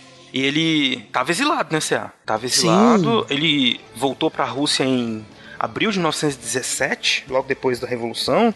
Todas as liberdades democráticas estavam garantidas, todos os partidos. Ele voltou e começou a movimentação dentro do Partido Bolchevique, começou a arquitetar uma tomada do poder, né? Dá pra se dizer até que até isso, estava planejando uma ação mais direta dos bolcheviques. Que enquanto ele estava no exílio, ele sempre se preocupou e sempre tentou olhar para a Rússia para tentar entender como é que a revolução podia acontecer ali. Né? Então ele volta, né? E para se opor à guerra, e já com simpatia desses soviéticos, com esse lema todo o poder aos sovietes, ele cria um lema chamado paz, pão e terra. A paz, o fim da guerra. O pão, a distribuição da riqueza e do alimento, e a terra para os camponeses, né? Então, isso agrada ainda mais os sovietes. E aí a força popular em torno do Lenin acaba sendo muito forte. Exatamente. Quer dizer, a gente já estava num clima revolucionário por causa da grande insatisfação, e ele estava fornecendo... Uma coisa que não se pode negar é que o Lenin tinha uma leitura muito boa, assim, do o que o povo russo em geral queria ali naquele momento, né? Ele então via essas demandas, elas vinham dessa base dos sovietes, né, que eram representantes dessa base, e ele transformava isso nesses lemas. Isso era muito bom para a mobilização. E é claro, ele também era um líder político, um intelectual, um líder político também muito importante, e que a partir daquele momento estava tomando decisões que eu diria que eram cruciais para a Rússia, e por que não dizer para a história toda do século XX, né? Porque os passos que ele vai tomando ali entre abril e outubro de 1917 tiveram impactos até hoje, né? Dá pra dizer, é muito importante o que aconteceu. Sim, né? E é interessante fazer um parênteses, porque uma das concepções do socialismo do Lenin era um socialismo cujo o poder decisório ali estaria diluído democraticamente entre grupos de comunidades. Né, que era mais ou menos aquele modelo de democracia para o socialismo que o Marx pensou quando ele escreve o 18 Brumário de Luiz Bonaparte. Exato. Quando ele vai observar. Quer dizer, é isso obviamente que vai ter uma transformação, né, dentro da Rússia e posteriormente... Que transformação, né? Não aconteceu nada disso, mas beleza. Da União das Repúblicas Socialistas. Inclusive foi o motivo da treta dele com o Stalin, né? Com ele já Stalin, era, exatamente. Isso é um pouquinho da frente, sai de 21 pra frente. Eles rompem relações, né? Aí, mas isso aí é até uma... Mas o Stalin não é expulso, né, do governo, nada disso. Não. Se tivesse expulsado o Stalin, talvez. Mas não, né? É outra história. Fala com o pessoal do Contrafactual lá depois. É verdade, vamos falar pro Fakers aí. Se Stalin tivesse morrido na Guerra Civil. Pois é. O que seria da União Soviética, né? Pois é. Seríamos comunistas hoje em dia, que o Trotsky quer fazer a Revolução Mundial, cara, certeza. Mas, enfim. Era a ideia. O Lenin também era um internacionalista, né? O Lenin também, né? Ele... Enfim, né? A gente tá aqui viajando no Lenin, mas tá, né? Então, um sujeito é bastante relevante com essa ideia aí. Acho que é muito importante você ter lembrado essa relação com o Marx, o 18 Brumário, o socialismo do Marx, né? Porque isso era uma fala que agradava muito, né, aos ouvidos dessa classe trabalhadora, camponesa e operária, que era empobrecida, que vivia sempre oprimida, né? E que estava sofrendo todos os problemas da guerra. Ora, aí você diz que vai criar uma sociedade sem exploração, uma sociedade sem propriedade privada, em que todos serão iguais, todos serão felizes. Lógico, essa utopia todo mundo segue com facilidade, né? É um bom caminho, aparentemente, né? Mas enfim, chegamos aí, né? Então, foi avançando o tempo, nós estamos já no verão de 1917 e a Rússia continua em frangalhos, né? O governo provisório mal. Lembrando ao nosso ouvinte que o verão europeu vai de junho a setembro, tá? Exatamente. No nosso calendário de junho a setembro, esse é o período de verão. Uhum. Aí, com a continuidade da guerra, continuaram os problemas, né? Sem soldados revoltados, camponeses começaram a dividir as terras entre si. A queda do governo provisório era iminente, não tinha mais controle de nada. Sim, apesar dos Romanov terem feito, como nós dissemos ali no começo do programa, né, uma modernização da Rússia, essa modernização não chega nem aos pés do que já era a Alemanha naquele momento, ou a Inglaterra, do ponto de vista industrial. Era uma sociedade que tinha uma indústria incipiente, mas que o grosso dela era campesina. Exatamente. Então você tem esses camponeses, imagina assim, os caras já começam a dividir as terras, falam, essa aqui a terra não é mais do nobre, essa terra agora é minha, porque a concentração de terra na Rússia era imensa. 80% dessas terras estavam na mão da nobreza, né? Não pertencia aos camponeses. Então, eles já começam a tomar, né, essas terras, mesmo com o governo provisório ainda em pé. E nesse tempo, como a gente disse aí, Lenin e Trotsky, né, estavam agindo dentro dos sovietes. Em setembro, Trotsky foi eleito presidente do soviete de Petrogrado, principal soviete, né, da Rússia naquele momento. Organizou a Guarda Vermelha, que tinha a missão, né, de ser o braço armado dos revolucionários para tomar o poder. E, enfim, se pavimentava o caminho para uma revolução que, inclusive, algumas fontes dizem que já vinha sendo meticulosamente pensado, planejado, inclusive marcando a data, né, que seria entre 24 e 25 de outubro daquele ano. Sim, exatamente. A Braço Armado, a Guarda Vermelha e a presença cada vez mais forte das lideranças dos sovietes por membros dos bolcheviques, né, levou então a uma preparação que vai depois eclodir em outubro de 17, né, exatamente no dia 17 de outubro, que é a data que comemora a efeméride, né, o que se marca a efeméride dos 100 anos da Revolução Russa. É o momento que acontece então a segunda Revolução de 17, mas dessa vez a Revolução Soviética. Exato. É assim, eu gostaria que até tivesse assim uma grande batalha, um grande drama. Eles foram pro parlamento, deram tiro e bomba e tal, mas não teve assim um grande elemento dramático, uma ação de massa. Pudesse dar pra gente contar uma história mais dramática. Agora, é claro, o país estava em uma crise horrorosa, o drama era muito grande, mas não tem assim um evento assim, a tomada da Bastilha, né? Tem, lógico, em outubro, essa aproximação dos bolcheviques, eles vão lá e tomam o poder. O Kerensky, que era o líder do governo provisório, que era um socialista moderado, né, menchevique, sim. Ele cai, né? É lógico, se você pegar do ponto de vista dos bolcheviques contando a história, eles vão falar que eles foram lá, tomaram o poder, a luta e tal, né? Mas não foi tão difícil assim, porque o governo já estava realmente com um pé na cova e outro na casca de banana. E não tinha apoio popular, né? Então, não tinha apoio popular nenhum. Então você tem a manobra correta ali, né? E aí os soviéticos, liderados por Lenin, tomam o poder em outubro de 17. Exato. E assim, eu tô falando, só fazer uma explicação. Não tô dizendo também que não houve uma boa estratégia por parte dos bolcheviques. Eles pensaram tudo muito bem, né? Eles aproveitaram, fizeram a boa leitura do cenário russo, se prepararam. Eles tomaram o poder porque eles tinham condições de tomar o poder, né? E o governo provisório não tinha condições de reagir. Sim, e nem se ter contra-ataque internacional naquele momento por conta da própria Primeira Guerra Mundial. Verdade, né? Os Estados Unidos entraram na guerra, e aí você tem toda uma série de conflitos. A guerra se prolongaria ainda, né? A guerra vai mais um ano aí pra frente, né? E aí tá todo mundo comparando com a Revolução Francesa, por exemplo, assim que corta-se a cabeça do rei, né, ou faz essa revolução ali, a Áustria vai atacar, a Espanha vai querer atacar, mas todo mundo quer atacar a França, e a França vai obrigada a se defender. Na questão da Revolução Russa, não, você não tem esse inimigo externo naquele momento. Contudo, todavia, não mister, no entanto, o inimigo agora é outro. O inimigo agora é outro, exatamente. Você tem um problema interno muito forte na Rússia. A revolução começa em 17, mas a gente pode dizer que a consolidação dessa revolução só se dá em 24. Exato. Né? Mas o que acontece aí logo depois, Beraba, que os bolcheviques tomam o poder? Vixe, acontece coisa demais. Mas acontece que o país tá um caos, né? Mas eu queria falar rapidinho, assim, da repercussão internacional, que, assim, tava em guerra o mundo, né? E os norte-americanos tinham acabado de entrar na guerra, né? E eles não sabiam bem o que estava acontecendo, ninguém tinha muita ideia, assim. Você tinha os correspondentes internacionais, inclusive o John Reed, que escreveu o livro um dos mais importantes relatos da época, né? Que são os 10 dias que abalaram o mundo, e que relatou em primeira mão os acontecimentos da Revolução Russa, né, para os americanos. E no dia 10 de novembro, um editorial do New York Times já dizia que que os bolcheviques, chamavam os bolcheviques, né, de abre aspas, crianças políticas que não tinham a menor compreensão das vastas forças com as quais brincavam. Homens que, para a proeminência, tinham a tagarelice como única qualificação.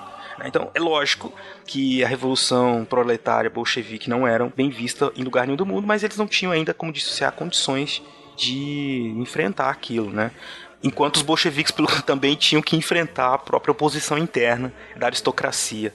Uma das pessoas também que repercutiu a Revolução Russa, inclusive tem um livro que o historiador francês chamado Marc Ferraud, chamado O Ocidente Diante da Revolução Soviética. A referência vai estar no post. Mas uma das pessoas que olha para aquela União Soviética, para a Rússia, na verdade, desculpa, não é a União Soviética, a Rússia naquele momento, é o Max Weber, sociólogo, filósofo, economista. É difícil definir o Weber num ponto, sou historiador, né? Mas o Weber, né? Inclusive ele dá uma palestra que depois vai ser parte de um livro chamado Ciência e Política, Duas Vocações. Na palestra que está na parte do política como vocação, ele olha para a Rússia e ele fala o seguinte, isso em 1917, foi uma boa capacidade de análise do Weber naquele momento. Ele fala, nós estamos vendo nascer a maior burocracia que nós já vimos no mundo. Cara, mas o Weber é um cara até bom, né? Entende bem das coisas. Acho que ele entende um pouquinho dos Paranauê.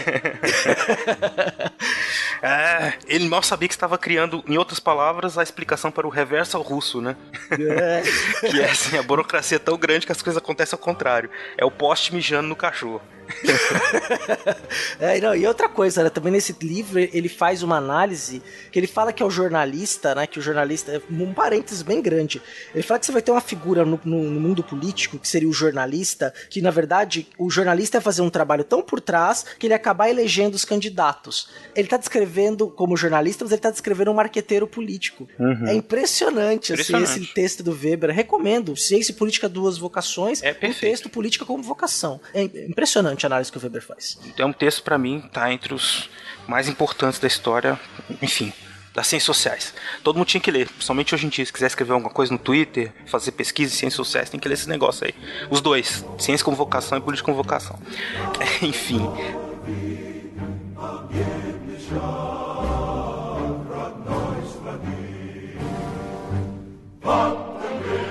E aí, tá, né? Então tá uma crise muito grande na Rússia.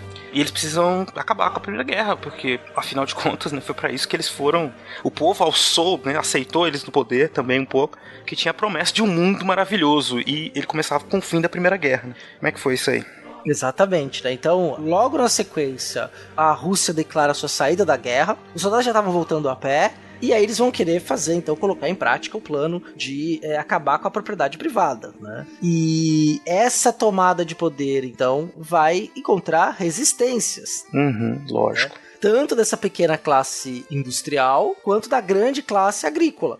E aí, então, os mencheviques, que eram a ala moderada do Partido Social Democrata, que era conhecido como os brancos, que eram socialistas também, mas socialistas reformistas, etapistas, então se voltam contra os bolcheviques. E aí nós temos um conflito entre brancos e vermelhos. Isso mesmo, cara. E esse conflito começa aí a crescer cada vez mais. Depois que a Rússia sai da guerra, em maio de 18, assinando o Tratado de Brest-Litovsk, eles acabam... Esses conflitos aumentam mais ainda, né? Lógico, porque a Rússia sai da guerra aceitando condições muito ruins por parte da Alemanha, né? A Alemanha aceita que eles saiam desde que eles cedam uma série de territórios, eles perdem o controle, então, de algumas regiões. Então, foi um tratado ruim para a Rússia, mas não tinha jeito. O Lenin ou assinava isso ou a Rússia continuava em crise, né?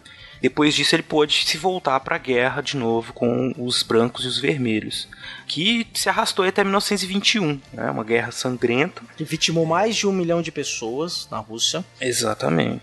Em que os russos tiveram que... O Lenin, né, teve que criar uma série de dispositivos para manter a ordem, né? Manter o exército, porque aí criou-se o exército vermelho. Então, parece joguinho do War, né? O vermelhos contra brancos. Mas é por aí. Então, ele tinha o exército vermelho, que era formado pelo exército antigo, mais os soldados também que voltaram. também tinha uma série de problemas, não era muito disciplinado também, né? Ele teve que criar um regime bastante duro para controlar esse exército. Sim. E aí só um desculpa não, te cortar. Bem. Só porque é importante, né? Que foi mal, desculpa. Corta minha cabeça aí que eu tô falando demais. Não, só pra também o ouvinte entender, quando tem a Revolução Russa, né? Pra gente também não imaginar que o Lenin vai lá e toma o poder. Não, ele tá no grupo, ele é o líder, mas ele foi eleito o presidente do Conselho dos Comissários do Povo, porque cada soviético elegia o seu comissário, e seus comissários, então, elegiam o comissário dos comissários, né? Seria o presidente, o grande líder ali. Então, o Lenin, ele foi eleito para ser esse líder, tá? Só para não pensar que vai ser uma coisa assim, ele vai tomar o poder, ele mesmo já se autocoroa líder da Rússia. Não. E o Trotsky vai ser, então, o chefe do Exército Vermelho, que passa a ser o nome do exército oficial da Rússia, inclusive. Exatamente, por um bom tempo.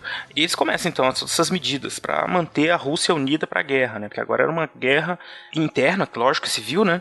E os brancos, eles tinham o apoio dos países capitalistas, ocidentais, né?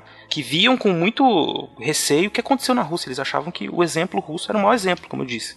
Então, esses aristocratas, socialistas moderados, né? Gente que era reacionária ao que aconteceu na Rússia, na Revolução Proletária de outubro, eles tinham, então, financiamento externo, né, para que eles pudessem participar dessa guerra e tentar tirar os bolcheviques do poder. Aí os bolcheviques já fizeram umas coisinhas bacanas, tipo, bacana entre aspas, né?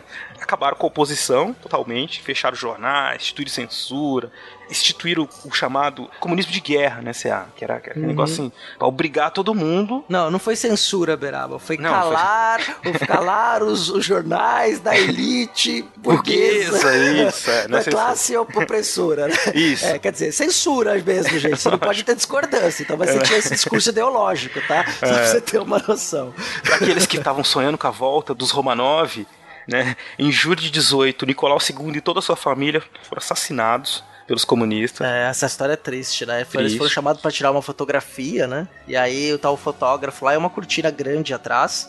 E a hora que o fotógrafo fala, olha o passarinho, abre a cortina, tá o pelotão de fuzilamento, mata os Romanovs todos, né? O negócio foi feio. E aí criou-se até uma lenda, que depois virou até animação da Disney, que a princesa Anastasia, né, tinha sobrevivido, e que ela foi, e cresceu, né? Mas é uma lenda. Por exemplo, outras coisas, o Exército Vermelho precisava de disciplina, voltou a ter pena de morte, né, pra indisciplina. Pena de morte geral voltou, né, no país. Existia uma vigilância por parte do governo, principalmente sobre os que eram das Forças Armadas e que já eram antes da Revolução, né? Porque alguns, por nacionalismo, continuaram no Exército, né? Sim. Então, Beraba, como é que acaba, então, essa guerra civil? Acaba com a vitória do Exército Vermelho, lógico, né? Senão a gente já sabe o final da história. Todo mundo que você tá ouvindo também ouvindo, se não sabia, acaba com a vitória do Exército Vermelho, depois de muita dificuldade, mas também porque além de tomar todas essas medidas para fortalecer internamente o governo, a Rússia, né? Os bolcheviques tinham controle do Estado, eles podiam organizar a produção, organizar as comunicações, né? Querendo ou não, o Exército Branco era um exército contra-revolucionário extraoficial, então eles, por mais que tinham apoio externo, eles não tinham apoio interno, eles não tinham apoio da população. Nem da estrutura do Estado, né? Exato, então não tinham, as chances deles vencerem eram realmente menores. Mas aí os bolcheviques venceram em 1921, instaurou com muito custo, o regime comunista sobreviveu, tentando improvisar suas medidas, né, de emergenciais a todo momento, mesmo assim ameaçado a todo momento por fome, pelas próprias agruras da guerra, né, que eram umas tragédias, causavam tragédias horríveis no país, né. No mundo antes saiu antibiótico ainda, né, no mundo em que as pessoas se feriam em batalha, se feriam as coisas e morriam de infecção. Exato. Então a mortalidade era muito grande. Que para quem tiver interesse em conhecer um pouco mais desse período e em termos de literatura, tem a obra clássico, né, o Doutor Zhivago, tem filme, tem livro que fala um pouco das tragédias que aconteceram nesse período aí na Rússia. E aí, né, Beraba, isso é bom, fechando a guerra, né, fechando essa guerra civil, que foi de 18 a 21, você vai ter então uma necessidade de juntar os cacos da Rússia, né, e tentar reorganizar, porque nesse meio tempo ali, a Primeira Guerra acabou, né? O que é feito com a Rússia? Cria-se um bloqueio econômico, né? As nações do Ocidente, as nações capitalistas, criam um bloqueio econômico contra a Rússia, e a Rússia então é obrigada a repensar a sua economia. E aí o Lenin e sua equipe, né, obviamente ele não faz tudo sozinho, fala-se muito do líder, mas porque depois você vai ter esse próprio União Soviética, aí sim eu tô falando de União Soviética, acaba caminhando e acaba propagando essa ideia dos grandes líderes, né, do culto ao líder. E aí o Lenin foi muito cultuado, a sua imagem foi espalhada pelo Ocidente, mesmo depois de sua morte em 1924. O Lenin, então, e sua equipe acabam criando a chamada NEP, que era a Nova Política Econômica, né, que ficou, na sigla em português fica NEP. Então, essa nova economia política, essa nova política econômica, ela tinha o seguinte lema: 1 passo para trás, 2 passos para frente. Ou seja, voltar algumas questões, algumas práticas típicas do capitalismo para desenvolver e reconstruir a economia russa e aí depois, sim, começar um processo de implantação do comunismo. Em alguns setores sociais, então, foi permitido a volta à propriedade privada, o lucro dos bancos, mas sempre com o discurso, não vai ter mais valia, não vai ter exploração de ninguém. Aí você tem as fábricas, aí você começa a constituir uma indústria, e essa política econômica ela vai dar certo, né? Ela vai acabar se constituindo até 27, e depois vai ser substituída pelos planos quinquenais, que são os planos do Stalin, né? Que era um planejamento muito rígido da economia, né? Que é a brincadeira que o Beraba fez do posse que faz xixi no cachorro, né? Você planeja a economia para ter as necessidades. Mas antes disso, né? É o Lenin já doente, rompe com o Stalin, porque ele fala que o Stalin é muito ditatorial, e o seu companheiro Trotsky seria mais democrático, acreditaria nas mesmas coisas do Lenin. Então, começa a se caminhar para a consolidação jurídica, a normatização jurídica do seu regime, que vai ser a Constituição de 1924. Exatamente. Uma Constituição que, é lógico, para apaziguar os ânimos, os comunistas, né, eles acabam também garantindo à população acesso à terra, acesso a alguns direitos que eles queriam, algumas coisas que eles pelos quais eles apoiaram os bolcheviques, né?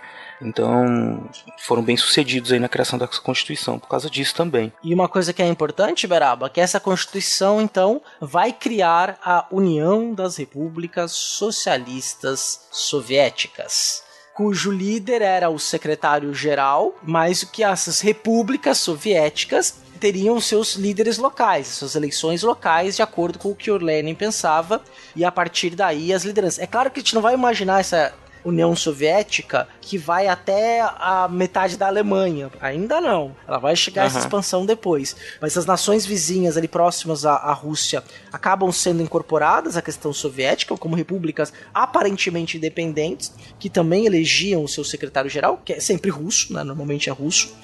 E aí não confundam, tá? A União das Repúblicas Socialistas Soviéticas não era um único país. Exatamente. Tá? Era uma união de repúblicas, mas que tinha um secretário-geral que acabava sendo ele o grande líder, né? E quem vai ocupar esse papel durante muito tempo vai ser o Joseph Stalin, depois da morte do Lenin, que morre em 24. A gente pode dizer que essa fase da Revolução, esse momento de tomada de poder, vencimento do inimigo externo, de uma reestruturação econômica na Rússia e depois na União das Repúblicas Socialistas Soviéticas, ela vai se consolidar então em 1924 com a Constituição Soviética. Isso, aí pensando naqueles conceitos que a gente falou no começo, você tem a Revolução. A Revolução aconteceu lá em 17, 2 revoluções, né? Com a fim do czarismo, depois de tomado poder pelos bolcheviques. E aí nós tratamos agora aqui no final, nos últimos minutos, desses momentos de consolidação, né? Então, os bolcheviques foram muito aplaudidos pelo povo. Depois de enfrentar tudo isso, eles conseguiram muito apoio, porque eles souberam ler bem o que o povo queria. Já disse o lema do Lenin, difícil falar isso, trava ali. O lema do Lenin, né? O paz, pão e terra, conquistou as massas. E aí, então, os bolcheviques começaram a consolidar o seu poder depois que eles venceram o Exército Branco e criaram a Constituição, as repúblicas soviéticas, que na Constituição tinham uma certa autonomia, como disse o CA, que o que aconteceu depois é outra história, né? A gente pode falar sobre isso por mais de 400 mil horas, mas o fato é que aí se consolidou todo o processo de transformação da antiga Rússia czarista na União Soviética. Exatamente. Nessa revolução, nessa primavera dos povos de outubro ou novembro de 17, né, que esse ano está completando então 100 anos. E aí foi o tema do episódio da nossa estreia no Portal Deviante. Exatamente. Beraba, eu estou satisfeito, cara. Você acha que tem mais alguma coisa para acrescentar? Algum comentário final? Sempre tem, cara. O Stalin é uma figura interessantíssima. Né? Não devia ser muito... Assim, se ele fosse seu amigo, acho que até tranquilo, mais ou menos, né? Não é aquele cara que você podia esquecer o aniversário, que ia dar algum problema. Mas enfim, eu queria falar mais do Stalin, mas vamos deixar isso para outro dia, né, cara? Mas a gente pode falar, tem um programa aí, talvez, só falando da própria União Soviética, né, dessas relações internacionais ali dentro, talvez falar ali da Primavera de Praga, né, outra primavera aí importante, né, de 68, né, falar de outras questões dentro dessa União das Repúblicas Socialistas Soviéticas. Mas fato é que esta revolução conduzida pelos bolcheviques e pelos sovietes, ela transformou o mundo no século XX, né, e praticamente foi a grande tônica, né, depois que vai, é claro, com o hiato, não só o hiato, a importância da Segunda Guerra Mundial. E a gente não pode deixar de falar, no final das contas, que dentro dessa União Soviética criou-se comitês de história, que passou a contar a história da Revolução, comitês de arte começaram a criar uma arte que fosse vangloriar esta revolução, a própria propaganda de massa, comunicação de massa, qual você vai criar a imagem dos líderes, cartazes, né? Depois a própria indústria cinematográfica, que vai ter sempre o Stalin como o seu solucionador de problemas, mas isso é um ponto de vista cultural da União Soviética que a gente fala em outro momento. Tem que calar a boca que você não para de falar. Pois é, eu já ia falar mais coisa aqui, porque você tá falando de revolução, tô falando de mudanças sociais importantes e grandes, né, importantes, expressivas. Então, se a gente vai falar de revolução e de revoluções na história da humanidade, você vai falar das revoluções inglesas, vai falar da Revolução Francesa, e para todo sempre também tem que falar da Revolução Russa, porque cada uma, elas têm aproximações, têm suas características, influências uma na outra, e todas as três, de certa forma, definiram o mundo que a gente viveu do século XVII até hoje, do XVIII, né, porque do XVIII até hoje, todas elas tiveram um impacto muito grande na nossa vida. Exatamente. Beraba, muito obrigado aí. Eu que agradeço, cara. E agradeço você também, ouvinte, por ter ficado com a gente até agora. Assina nosso feed, compartilha no Facebook, ajuda o Fronteiras a crescer muito, muito mais agora, depois desse boom, desse upgrade que nós tivemos. É isso aí, agradeço você, os ouvintes e tudo mais que houver de bonito e as borboletas, enfim. Obrigado e a gente se vê por aí no próximo Fronteiras, pessoal. Até mais, abraço.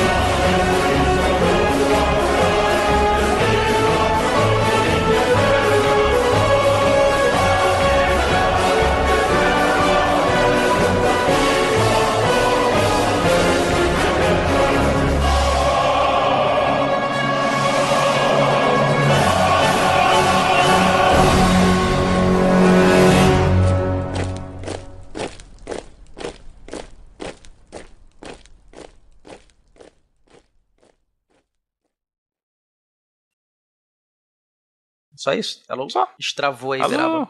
Você falou alguma coisa? Eu falei, gravou. Oi. Falei. Foi. O que você falou? Não ouvi, travou. Não, Oi. eu só falei. Oi. Alô? Oi. Alô? Oi. Tá me ouvindo? Você tá me ouvindo? Tô te ouvindo, mas tá cortando, cara. Tô falando alô, e você tá falando oi, eu tô pensando que você tá me ouvindo, porra. Não, aí você fala alô, oi. Alô. Oi, cara. Porra. Acho que essa vai pro final, no pós-crédito aí. Vamos ver.